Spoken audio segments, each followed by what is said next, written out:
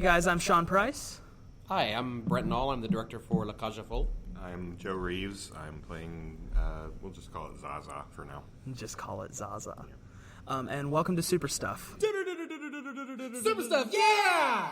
This is a special episode of SuperStuff. It's actually one of the first episodes where we've had outside guests outside of our normal cast and slew of normal podcasteers on the show. But very, very glad to be joined by you guys. So, Brent, if you don't mind, give us a little rundown of what Cage Aux Folles is about. Sure. So, Cage Aux Folles, if you're not familiar with it, is based on it's a musical based on a 1973 French play written by Jean Poirot, and it was turned into a French-Italian film of the same name in 1978. The French play actually was incredibly popular and ran for over 1,800 performances, which is a very, very long time. If you figure, there's 8 performances a week, usually on Broadway, which means there's almost 400 performances a year. That's 6 Sure, or 5 years, almost 5 years, 4 to 5 years. Oh yeah. So the French film was also incredibly popular. In fact, when it was released, it became the most the highest grossing foreign film ever. Sure. And then it was turned into the musical on Broadway in 1983. Harvey Fierstein wrote the book based on the play and the film, and Jerry Herman, who also wrote Hello Dolly and Mame, wrote the lyrics and the score. And it won every Tony. It won Best Musical, it won Best Score, it won Best Book, it won Best Actor for George Hearn, who played Zaza. Was that the Zaza that was like on the cast recording that I've been listening to on Spotify? No, you're probably listeing to the 200010 version with Kelsey Grammer and Douglas Hodge. I'm too upset. Yeah, Okay. No, George Hearn is better known as Sweeney Todd. He actually took over for Len Carew on Broadway, but then also was in the L.A. filmed production, which aired on PBS and is now available on DVD, of Sweeney Todd as Sweeney. And he was also in Sunset Boulevard and a number of other musicals. He's got a very recognizable voice when you hear him sing. I might have seen clips of him. If you said he said he was in Sweeney Todd. Yeah, right? yeah. So if you've seen clips of Sweeney Todd, a professional production of Sweeney Todd, that's probably who you've seen. Is kind of looks like Scotty Fields in the face. Yeah, a little bit. Yeah, you're right. Yep. Okay, then kind of sort of. Yep. Okay. And then of course, most people will recognize the 1996 or 97 film The Birdcage with Robin Williams and Nathan Lane, which is basically the same story. So it is about Georges and Alban, who are two partnered men, two homosexual men who have lived together and run a drag show nightclub in Saint-Tropez. And George's son, who was fathered with a one-night stand with a woman 24 years ago, shows up and announces that he's getting married to a woman. And that's when the hilarity ensues, or all hell breaks loose, however you want to say it. The kicker to all of this is Anne, who is Jean-Michel's fiancée, George's son. Her father is a very ultra-right-wing conservative who is in charge of the Tradition, Morality, and Family Party, who obviously is against anything to do with Cage Aux Folles and the people therein, and is on a crusade to shut down nightclubs of its kind. So things kind of go sideways, and there's a lot of very, very funny moments in the show. I don't want to give too much away, sure, because there are a lot of very fun moments in the show. And and to me, the show is really truly about family. I mean, it's a show about love and tradition and family. Tradition. Different tradition. And it's about acceptance. It's a show that truly shows what today's modern family looks like. Families today are 2 moms, 2 dads, single parents, whatever the case may be. It's very different from the days of Ozzie and Harriet, or June and Ward Cleaver, or even the families of the 80s, like the Cosby Family, or things like that. You look at those sorts of shows, and those still were very traditional families. Mom and dad and 2.3 kids, and both parents worked, or one parent worked and one was a stay-at-home mom, or whatever. And so this kind of takes you on a different angle, as Zaza says. Oh yeah. And Joe, you're playing Zaza in this show, the lead role. Well, One major question that I had for you was, is this your first time playing like a central leading role in a musical? As an adult, I would say yeah. Yeah, I mean, everybody did stuff in high school, and I played those types of roles. And then in college, I was fortunate enough to play Hamlet, which every college student does. But yeah, this is really in community theater. It's the first time I've ever played a lead role. Okay. A lead-ish role. Sure. If you want to scoot that over, it's not going to Am I make mumbling? noise with you scooting it over. No, I mean I can hear you fine. I could start with a Harvey Firestein impersonation. I just want to be loved, Shawn. Thank you for having me, Barbara. Oh well, but Yeah, we're all gonna do it. Yeah, I've personally not been in any like central leading roles. I think the most active like role on stage I was is in high school. I played Doug Ponch in the 25th annual Putnam County Spelling Bee. Okay. And that was a role where I was like on stage the whole show, and I had a lot of lines, Yeah. And the words are not on the stage. You do not have the script on the stage. No. I was surprising. No. Very surprising. Yeah. I played Curly McLean and Sky Masterson Oh yeah. in high school. There you Okay. So go. yeah, now we're talking. Yeah. Yeah. Now we're talking. Now Brent, you've directed me in a couple shows. You directed me in Jekyll and Hyde, and then in Little Shop of Horrors, which, as any of my viewers will know, is the greatest night of my entire life. And I just wanted your opinion on the difference in directing those shows compared to this show, or any other show that you've done compared to this show specifically. Sure. Well, I'll kind of use the same analogy that I used on the radio the other day. There's certain shows that you consider to be iconic shows, and shows that there are specific things you expect to see out of characters or out of the costumes or out of the set or whatever. When you go to see those in Little Shop, because of the popularity of the movie, is one of those shows that people have certain expectations when they go to see it. Like, they want to see the plant, they want to see a big plant, they want to see a plant that Really nice, like, puppet work. right, and very stuff. good puppet Yeah. work and things like that. So, Little Shop has always kind of been a dream of mine. In fact, it was I played the dentist when I was in college. It was one of my first college roles. You and I are part of an elite group. So yeah, and it's a lot of fun. And the show is fantastic fun. I mean, it's just one of those shows that is very memorable with some great songs, great characters. It's a little on the weird side, it's because of the theme, but it's just one of those shows that everybody seems to really enjoy when they come to see it. But like I said, because of the popularity of the movie, it really kind of makes the director's job difficult. Yeah. If they want to try to be creative or unique with the show, it kind of, I don't want to say it ties their hands, but it kind of, you don't want to disappoint your audience and do something really off the beaten path. Like,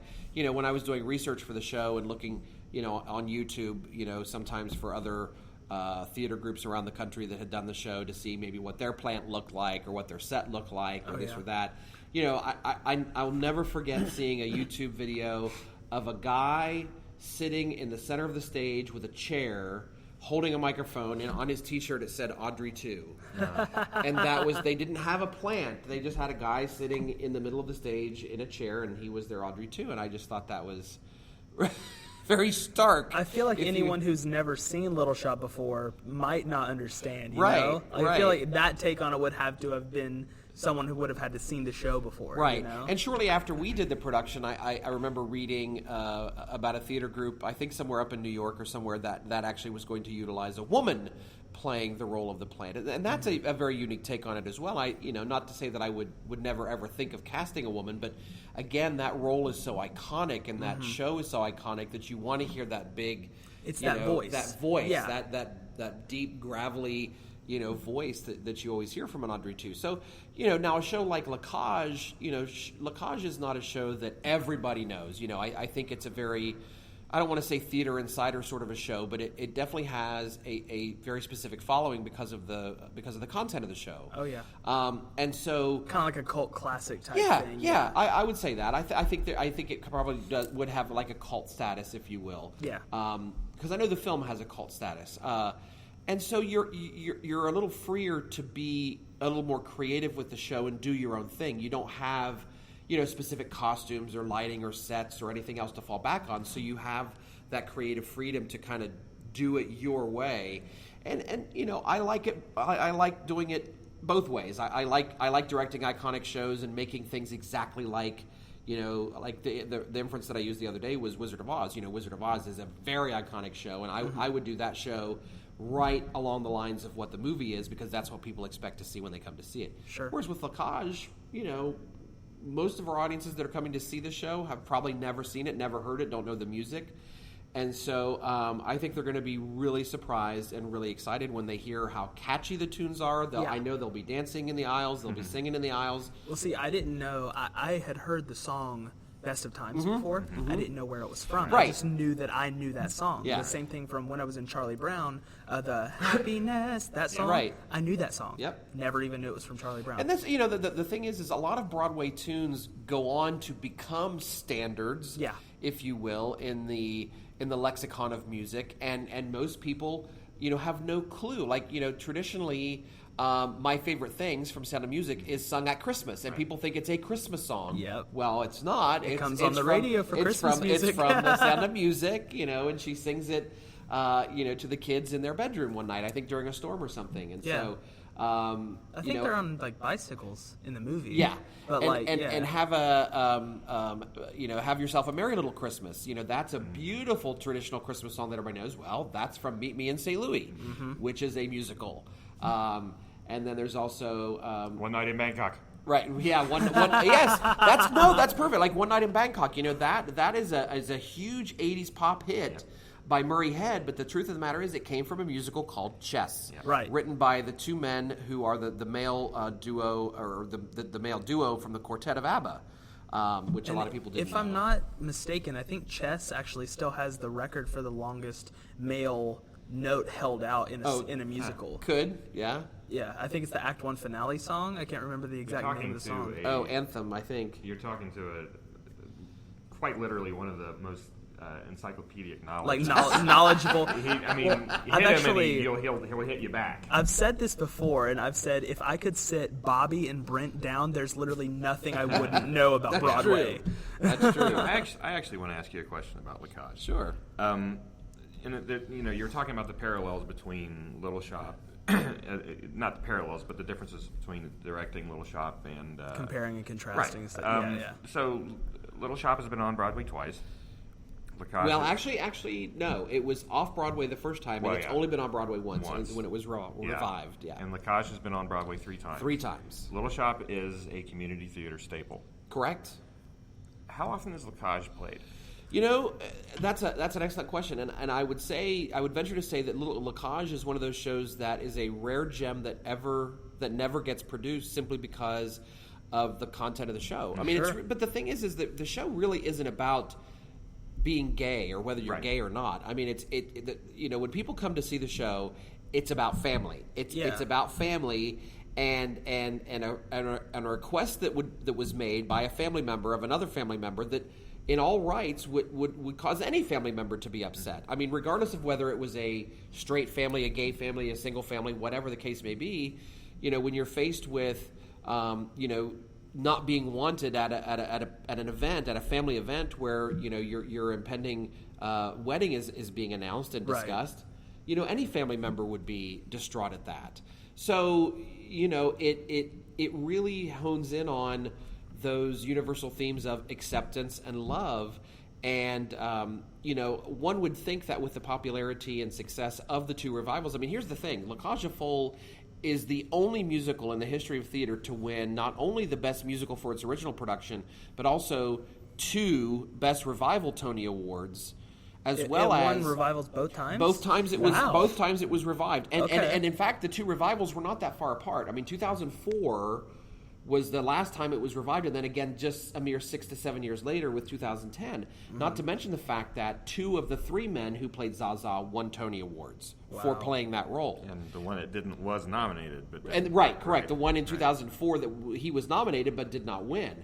And also the Georges were also nominated but did not win. So, the show has a lot of gravitas, if you will, in terms of its creativity, in terms of who wrote it, in terms of the fact that it is a Broadway staple. It just is not one of those shows that necessarily gets done in community theater. Now, I have seen it produced on a regular basis in like a regional or summer stock basis, because in professional theater you can tend to get away with those types of shows more frequently. Shows that are a little edgier, or shows that maybe would push the envelope, on a particular a theater people show. Or social consciousness sort of a show.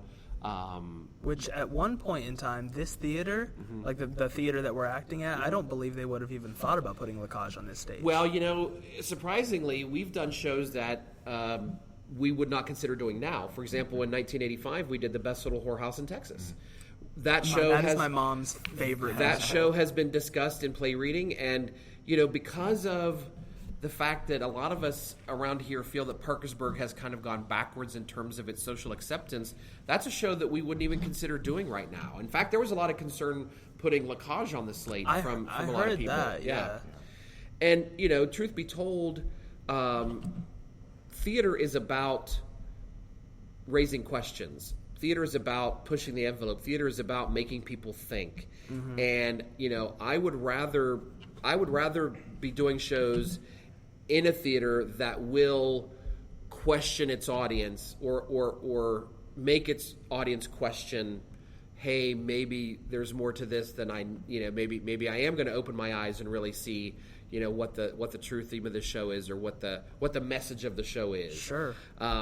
Because if you don't, then you lose your soul. If you just do shows that are pablum for the masses, like Sound of Music every year, or you do Grease every year, right? You do Grease every year, then you lose your soul, because eventually people are going to get tired of seeing those shows, and your audience is going to drop off. So you kind of need to do shows that are going to make people question their beliefs. And see, I was having this conversation with my buddy Philip the other day. He was asking me, he was like, What would you give a good comparison from like movies to musicals? I was like, there's a movie about just about anything you can imagine. It takes something really original to make a musical. A plant that eats people, a barber that kills people and makes them into pies. It takes something original to make a musical. Yeah, that's true, and I think that's why this musical works on so many levels. Like, one of the things that most people are going to be surprised about in this show is there's really no ensemble. I mean, if you want to consider the Cagelles the ensemble of the show, I mean, to an extent, I would say the Cagelles, yeah. Right, but overall, if you think about, most musicals have very short scenes and maybe 8 to 10 scenes per act. Lacage has very long scenes because there's lots of exposition, lots of things to be told, and there are fewer scenes in each act. Like, I think there's a total of 6 scenes in the first act and 5 scenes in the second act, which is about half of what a musical normally is. Say, like Legally Blonde, you get all these 5-minute scenes over and over and over again. Like 3 to 5 minute scenes with a song, 3 to 5 minute scene with a song. Yeah, and that's here you've got scenes with 2 or 3 songs. Piano always in the background, but like with this, and I think that's why this show works. I mean, they obviously have changed a lot of things from the movie to kind of make it work for the stage, but I think those edits or those cuts were appropriate. I don't want to say necessary, but they were appropriate. Things that had to change for, like, for example, the mother is an obvious character. The mother of Jean-Michel, George's one night stand. She is a staple of all 3 medium. She's in the original French play, she's in the original French movie, and she's in Birdcage. Oh, she's an actual character? She's an actual character. Okay. Whereas in the musical, they've kind of taken her out and only talk about her because she really is an unnecessary part of the show. Sure. When it gets down to, hey, this is what the show really is about, because I feel like with her introduction, you kind of muddy the water of what the show really is trying to say. Right. And so, there's a couple of other things that they've, kind of taken out for like, the Din-Dons don't really make an appearance until Act 2.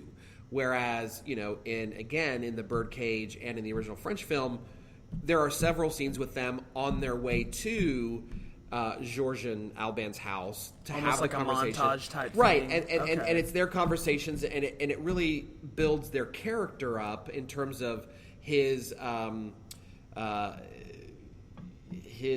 bigotry and his curmudgeonness, if you will. Sure. But in the grand scheme of things, if he doesn't show up until Act 2 in a musical, he's a big enough character that he makes an impact when he comes in. So right.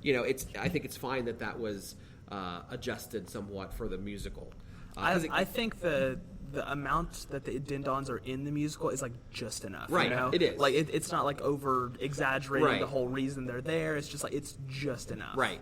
Right. And George Littman does an amazing job. Yeah, he is. I mean, in any role he's in, but true. George is kind of a natural, and I like the fact that he's the kind of actor that will allow the director to give them specific notes and ask them to maybe pull something back or make something bigger. Yeah. And he always does it with just the right touch, turning the dial just enough so that it's not overkill.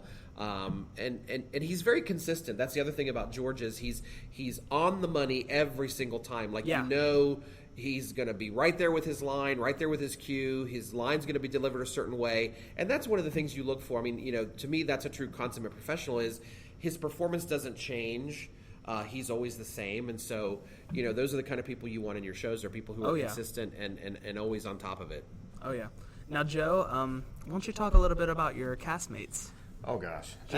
Some of the people you've been fortunate or unfortunate enough to share the stage with. Where to begin? Be nice. Well, I do want to talk about the Parsons family first.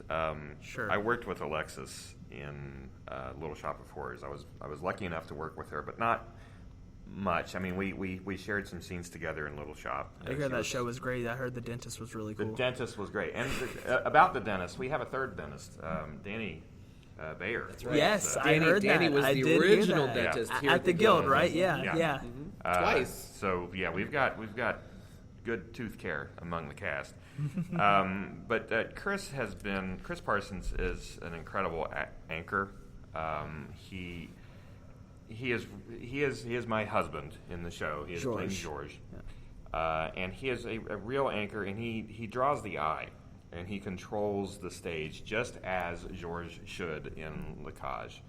As a club owner, and he's on the stage and you're just drawn to him. And he's an incredibly calming actor, and he's consistent. He's very, very consistent.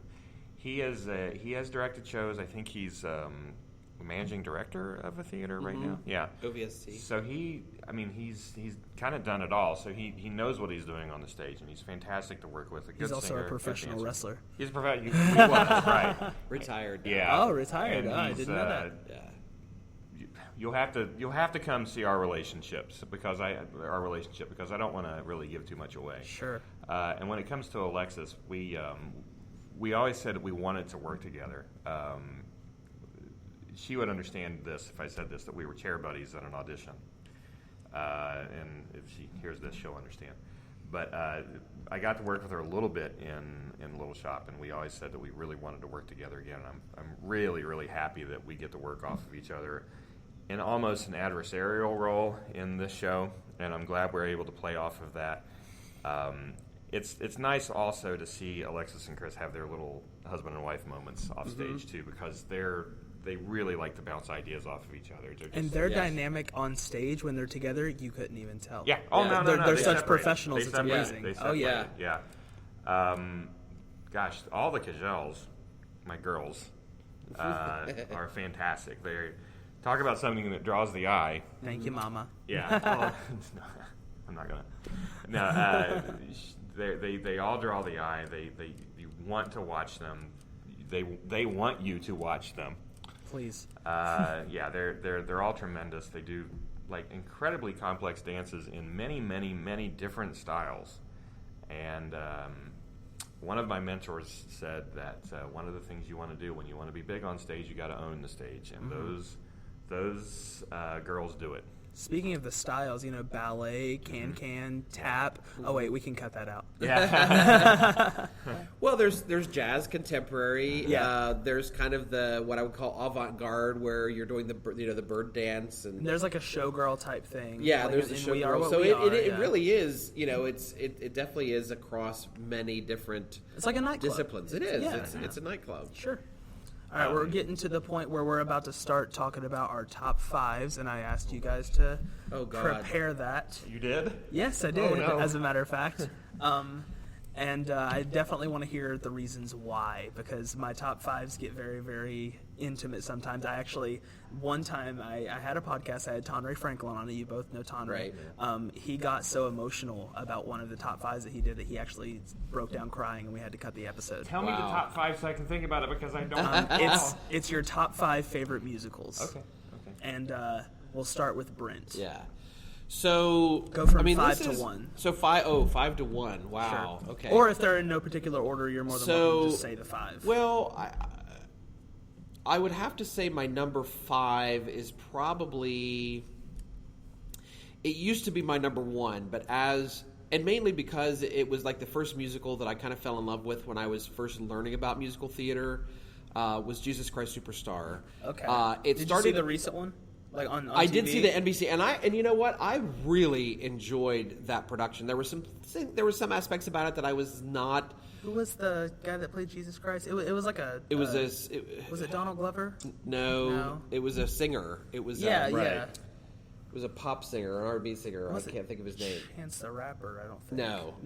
Well, because they do stuff like that a lot. Right. So it was in fact one of the first musicals that I ever had on. Oh, John Legend. Oh, That's right. Yeah, John Legend.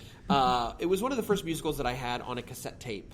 And listened to it, watched the movie, the 1973 film with Ted Neely, and just loved it. And to this day, right around Easter time, I'll pull it out and I'll listen to it, because it just puts me in such a mood. And I just, Gethsemane is probably the best song on the album, because it just, you just listen to that and you listen to the passion, in the singer's voice when he sings the lyrics about the song, about,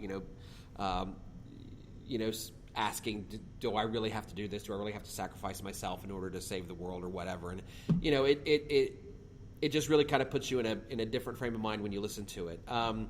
My number 4 show would probably have to be. I would have to say Les Mis would be my number 4, and simply because it's just a beautifully written show. I won an award in high school for doing the confrontation with Anthony Fantino. Yeah. It's got it all. It's it's a staple. It is, and you can't listen to that album without shedding a tear every now and then with some of those songs that are in it, and it's like one day more. Yeah, and I've seen it several times, both on tour and on Broadway, and it gets you every time. Did you see it when Dennis Craig was Valjean? No, I don't think I was. I don't think I was back from California yet. Okay. So I heard it. I didn't see it. I wasn't in town yet. I didn't live here yet, but I heard it was very good. I would say my number 3, and only because I've done it twice, Hairspray. is Hairspray. I knew that would be on your list. Having the ability to play Edna twice is, playing it once is a dream, but playing it twice is, is an orgasm. It just, it's such a fun role. It's such an iconic role. To follow in the footsteps of Divine and Harvey Fierstein. It's a lot of fun. And I've had 2 wonderful Tracys and 2 completely different but wonderful Wilburs to play opposite of. In fact, Chris Parsons was my Wilbur in one of the 2 productions. Yeah, I've seen some shots. Yeah.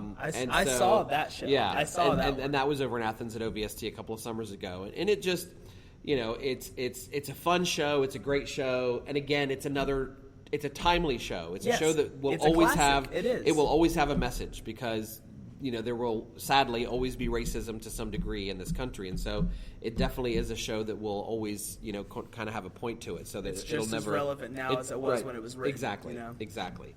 My number 2 is a show that many people have not heard of that I would really love to see us do at the Guild. Is called The Drowsy Chaperone. And the music from that show is just wonderful. But I will tell you, it is one of the most original musicals I've ever seen in my entire life. And I had the good fortune to direct that show back in 2009. In fact, we were the first community theater to do the show after it had been on Broadway out in California. And it's just fun. There is no other way to describe that show but fun. When your main character is name is Man in Chair, and you laugh at that, the show is just hilarious from beginning to end, and it's so creative, so original, filled with tons of great wit, great humor, great characters, and I just love the show. So do your research and look up the show The Drowsy Chaperone, and you'll thank me for it. My number one top show is Ragtime. Okay. Ragtime is a show that I've wanted to direct since I saw the show, and I'm going to get emotional. On tour in Sacramento when I first moved out there in 2000 or 2001. And I was blown away by the story, the music, the characters. It's just filled with such heart and such passion. It's a good one. And so it was definitely one on my bucket list. And our theater group out there in California decided to do the show really because the musical director pushed for it. She was like, I really want to do this show. And I said, oh, absolutely. I will direct that show. And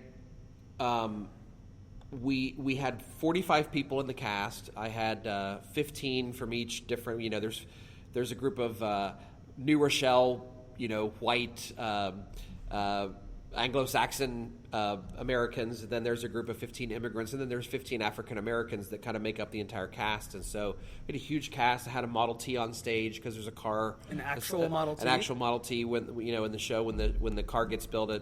Henry Ford has this great song about the creation of the assembly line, and I'll never forget, we had 6 weeks to put the show together. Wow. And that's a huge show. We had 6 weeks to put the show together. That's a month and a half. And that's wild. And I'll never forget, on opening night, I literally had put so much heart and soul into the show that opening night, usually the cast goes out and celebrates and has this great cast party. I went home and sat in my chair and I cried. Uh-huh. Because I was so emotionally wrought from the tech week and leading into the show and rehearsals and everything else. And to this day, there are songs on that album that I cannot listen to without breaking down into tears, because it just takes me back to that sort of frame of mind where it literally is everything I ever want in a musical. To me it's the perfect musical. Now I could that's just my opinion, but that's my number one. I can't listen to Suddenly Seymour without crying. I can't. Okay, Joe? All right, I'm disgusting. I'm a commoner, so I'm going to... Mine are very basic, so you're fine. Actually, my number 5 is going to offend a lot of people because it's not really a musical, but it's South Park. Oh, bigger, longer, and uncut? Yes. Guess what my number 5 is? South Park? Yeah. Because it has the structure of a classic musical. It has the Act 1 break with the medley of all the songs you've already heard before. Sure. It is a complete story from A to Z, and they knew exactly what they were doing. And it's the same guys who did the Book of Mormon. Mm-hmm. That was their warm-up pitch for the Book of Trey Mormon. Parker and it and was absolutely. Absolutely. And to this day, I can watch that movie and sing along with the songs. It's just they took the classic Rodgers and Hammerstein structure and extended it into those characters and made them sing, and it was a riot. And that's a movie that I can watch from beginning to end over and over again and never get sick of it. I've never seen it. It's the music. Amazing. I mean, and it inspired an amazing pinball machine. Look, I'm sure. Jeez, I can't remember his name all of a sudden, but the creator of South Park, one of the two. Oh, Trey Parker and Matt Trey Stone. Parker. Yeah. Trey Parker is like half a step away from an EGOT. He yeah. was nominated for an Oscar for South Park, and he's won everything else. So Best song. Best song. Yeah, best song, and he lost to Phil Collins. So of course the next season they made fun of Phil Collins mercilessly on the show. Yep. Now here comes the commoner stuff. A lot of it has to do with time and place more than anything. Phantom of the Opera is my 4. The show's great. Everybody knows the show. It's a pop show. But it was one of those things where a friend of mine, Mickey Fisher, we were in New York, and we had a chance to get standing room only tickets, so we got up at 3 a.m. We're both 17 years old, just walking around like, idiot teenagers do at 17, New York City around 3 or 4 in the morning to wait in line to get tickets to this thing. And we were first in line.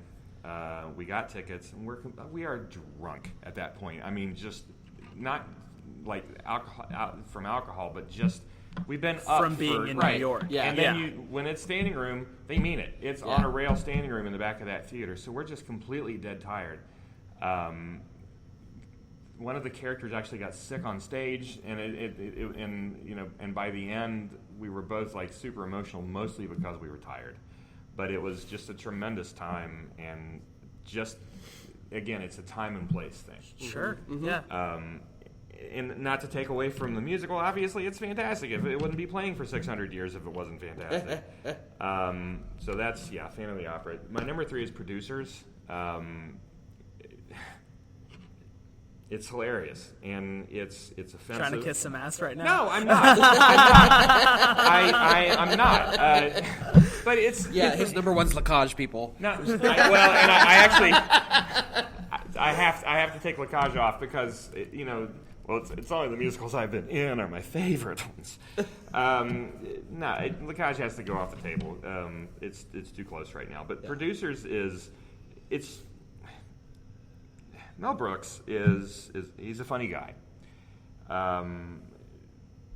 but it's not stuff that you would just sit and say, well, this is highbrow humor. It's medium brow humor, and he can sneak in lowbrow humor as well. But make it entertaining, and you have to laugh at some of this stuff. Oh yeah, it's so over the top, and for Gary Beach played Zaza in the 2004 version of Lacage. And he also played Roger Debris in Producers. And they do numbers in there that are so over the top on that character Springtime Springtime for Hitler and Keep It Gay are his 2 large songs in there. And Keep It Gay, oh my God, what? We're going to, what? And you have to laugh at it. And the joke is on you. Right. Yeah. These jokes, and you're laughing, but the joke is on you that you're laughing at these things, at all these stereotypes that they're throwing at you, but they come so fast and so quick and nonstop and overwhelm you that you have to laugh at it, and then you start to question, well, what are we doing here? What are we looking at here? The whole show is like that. Right. But it's also glamorous and fun, and it's just fast. Yeah. It's farce. It's musical farce is what it is. Yeah. And it's the winningest Broadway musical ever. So absolutely. I think it's 12 Tonys. So yeah. And the movie is actually pretty good with it as well. Maybe a little too close to the musical, but it's very, very good. Number 2 is Into the Woods. The same trip that we saw Phantom of the Opera, we had a chance to get tickets because we bought them way in advance. We had a chance to get tickets to see Bernadette Peters as the witch, and we got them. And we just got out of Phantom, and we saw this show where I don't want to say it's effects heavy, but it had plenty of fun, great effects on the stage, but still with somewhat minimalistic sets. Gotcha. A lot of portable sets, whereas Phantom, they build a set around you. Yeah. With Into the Woods, it's I don't want to say it's intimate, but it's just you're going to focus over here, you're going to focus over here, they're going to change it over here, they're going to change it over here. But the musical numbers and the emotion of the baker and his father, that should hit home for so many people, lyrically and musically, and just and the other side of that is that they upend a lot of the tropes of the standard fables where they're killing characters off left and right. And it's a lot of fun to be shot into these stories that you thought you knew, and they get to play with those characters. The music's fantastic. The book is fantastic. It's just a great show, and it's extremely popular. It is in community theater. Community theater, yeah. Yeah, they play it and play it. I mean, even though Sondheim is incredibly difficult, it's one of the easier Sondheims that you can produce. Mm-hmm. Yeah. I actually have an inside joke with my buddies. Anytime one of us wears a button-up shirt, which we rarely do, but anytime one of us shows up to one of the other one's house with a button-up shirt, we just stare at each other and what's happening. It's agony. Yeah, right. Which again, over the top, fantastic. Yeah, exactly. My number 1 show is Little Shop of Horrors. It was that way before. It was that way now. It will be that way forever. And it's another one of those time and place things where, as a kid growing up, I needed someplace and I needed something, and that was it. Skid Row was my place. Your Mr. Mushnick will be forever what I compare Mr. Mushnicks to. And of course I'm I think 14 or 15 when that show comes out in the movie format. And to me as a kid, I didn't know anything about the Broadway show. I didn't have a real insight into it, and the ending being what it is, being different than the show. But it was perfect. And when I needed someplace to go and I needed someplace to hide, that's where I went. And it really had everything that somebody like me needed. Beautiful songs, gorgeous orchestrations by Miles Goodman, and a story that could never be doubled if someone explored their unbelievably wildest imagination. And being a creative kid, Jim Henson's puppets that were adapted from the stage show, which were much more elaborate, and granted they didn't have to, they got to cheat. They got to cheat and use film and effects and things like that, but it was all those things combined with also a lot of the actors that I liked at the time. Oh yeah. And then you find out, wait, this was a Broadway show, and then the Broadway show's something. Way better, right? Well, it's different. It's not better. It's different. I agree. Because there are elements, like I love Little Shop for different reasons. Like I will say I absolutely love Mean Green Mother from Outer Space. Yeah. Yes. It's the best song in the whole damn movie. Yes. But obviously, it doesn't make any appearance in the Broadway show because the Broadway show ends very differently. Yep. Do you know how disappointed Hector Velez was when he found out it wasn't on the stage show? Well. He was heartbroken. And, shout out to Paul Dooley, who was actually in the original film, but was cut because of the reshot ending, where basically the plant won. Yeah, right. And Paul Dooley from Parkersburg. And I was trying like crazy to reach out to him there towards the end of our run to say, come on, just give us a shout out, give us anything, come on. But he was Snip or Snip Skip? Snip Skip. Yeah, he was. I played Snip Skip in our production. Yeah, you did. But yeah, that's a strong emotional connection, not because of anything more than just time and place and necessity. I mean, you know why I have a personal emotional connection to Little Shop of Horrors. Oh yeah, absolutely. But yeah, that's actually that show really hits home for me a lot, just because it's very completely out there, you know, and as are a lot of the musicals I really hold dear. Spamalot, Sweeney Todd, Rocky Horror. It's all absurdism is what I really, really like, right? And those are the musicals that really hold near and dear to me. But we are about out of time. If Brent, if you don't mind telling people when they can come and see sure. La Cage aux Folles. So La Cage opens on Friday, July 26th, and it runs through Saturday, August the 10th. So shows are Fridays and Saturdays at 8 o'clock. We have a Sunday matinee, the 28th, at 2:30. We have a Sunday evening performance on the 4th of August at 6 o'clock p.m., and we also have a special benefit performance for Parkersburg Pride on Saturday, August the 3rd at 2:30. So all the proceeds go to Parkersburg Pride for that performance. You can buy your tickets on their website. Just go to Parkersburg Pride or Google them. All the other tickets for our shows are available on our website, which is actors-guild.com. And in fact, on opening night, it is buy two and get them both 50% off. So basically 2 for 1, if you will. And we're about sold out that night. There's about 20. There's only about 20 seats left for opening night. So. And one more interesting fun fact. Customarily, my entire family comes to see the shows. It's just like a big thing.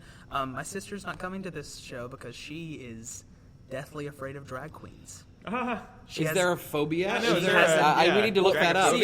She has nothing against men dressing as women or anything like that. She's afraid of drag queens like people are afraid of clowns. She's terrified of drag queens. That is crazy. There's got to be a term for that. There's got to be a term for that. See, and I Googled it today. I can't find a term.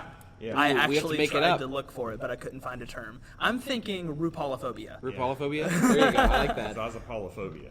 Yeah. I like that better. Zazapaulophobia. No, but she is literally afraid of drag queens. And she's not like homophobic or anything. Like some of her best friends are That's homosexual weird. The bigness of it. It's probably it's just the bigness of it. She's terrified of drag queens. Interesting. Like I actually went home with my shorts and my dance belt on last night because I forgot, and she was like, It's a start. But yeah, The foundation. Thank you for listening to SuperStuff. You can follow us on Spotify or any of your podcast apps, and keep listening for some more information about La Cage aux Folles and the meetup of Nerds of the Galaxy. We'll see you guys next week.